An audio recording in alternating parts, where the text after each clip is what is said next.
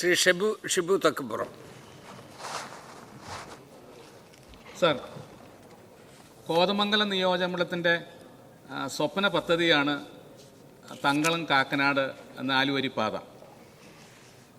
UDF സർക്കാരിൻ്റെ കാലത്ത് കോതമംഗലം, പെരുമ്പാവൂർ, കുന്നത്നാട്, തൃക്കാക്കര നിയോജകമണ്ഡലങ്ങളെ കോത്തിണക്കിക്കൊണ്ടാണ് ഈ നാലുവരി പാത വിഭാവനം ചെയ്തത്. ഇപ്പോൾ നിലവിൽ കോതമംഗലത്തു നിന്നും എറണാകുളത്ത് എത്തണമെങ്കിൽ 1.5 മണിക്കൂർ സമയം വേണം. ഏതാണ്ട് 55 കിലോമീറ്റർ ദൂരമുണ്ട്.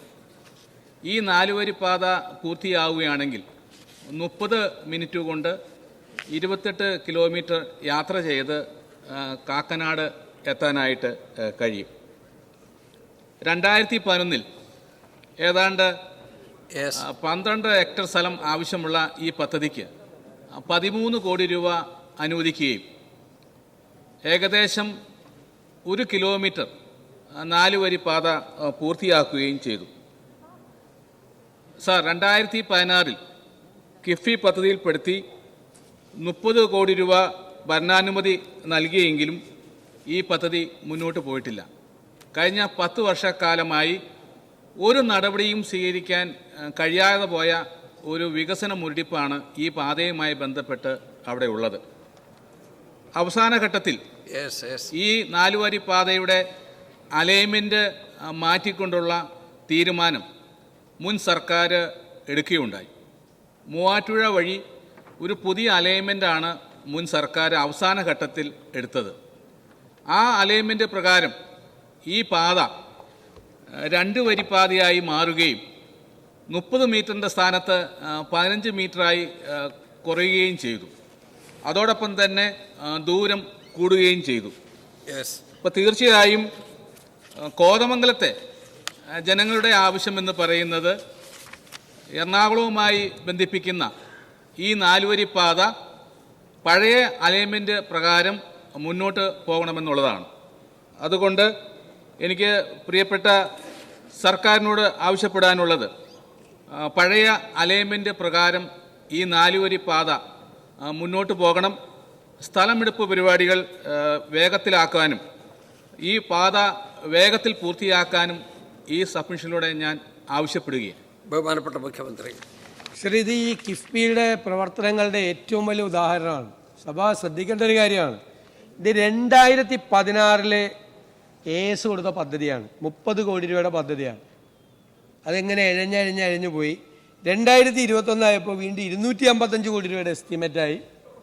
മനസ്സിലായ? അത് കഴിഞ്ഞിട്ട് പറഞ്ഞു അതിൻ്റെ അലൈൻമെൻറ്റ് മാറ്റം വേണമെന്ന് പറഞ്ഞു. പിന്നെ അതിനെക്കുറിച്ചുള്ള ചർച്ചയാണ്. അലൈൻമെൻറ്റ് മാറ്റത്തിൻ്റെ ചർച്ച പോയി. പിന്നെ ഒരു പുതിയ ഡിസൈൻ വേണമെന്നായി.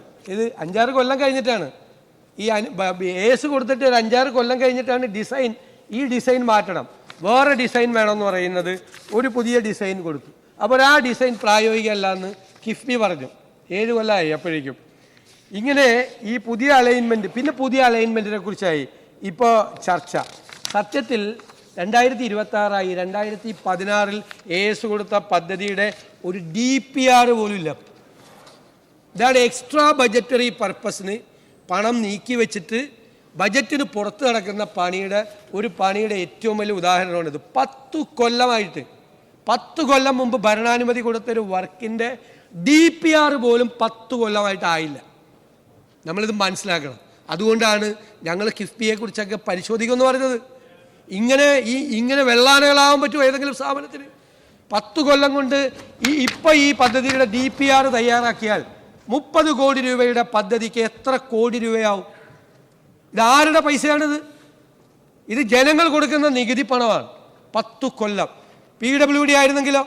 ഞാൻ പറഞ്ഞിട്ടുണ്ടല്ലോ ഇതിനു മുമ്പ് നിയമസഭയിൽ, ഇതിനു മുമ്പുള്ള പൊതുമരാമത്ത് മന്ത്രിയല്ലേ, PWDക്കാണ് അങ്ങനെ ഒരു വർക്ക് കൊടുക്കുന്നെങ്കിലോ നമ്മൾ MLA കൂടി ഒന്ന് ശ്രദ്ധിച്ചാൽ, അതിൻ്റെ ASും TSും മേടിച്ചാൽ, ആ അത്യാവശ്യം പോസ്റ്റും പരിപാടിയൊക്കെ ഒന്ന് മാറ്റിയിട്ട് കാര്യം ചെയ്തു കഴിഞ്ഞാൽ വേണമെങ്കിൽ ആ സീസണിൽ തന്നെ ഡിസംബർ 1-ാം തീയതി തൊട്ട് മാർച്ച് 31-ാം തീയതി വരെയുള്ള സീസണിൽ തീർക്കാം. മാക്സിമം പോയാൽ പിറ്റേ വർഷം അല്ലേ?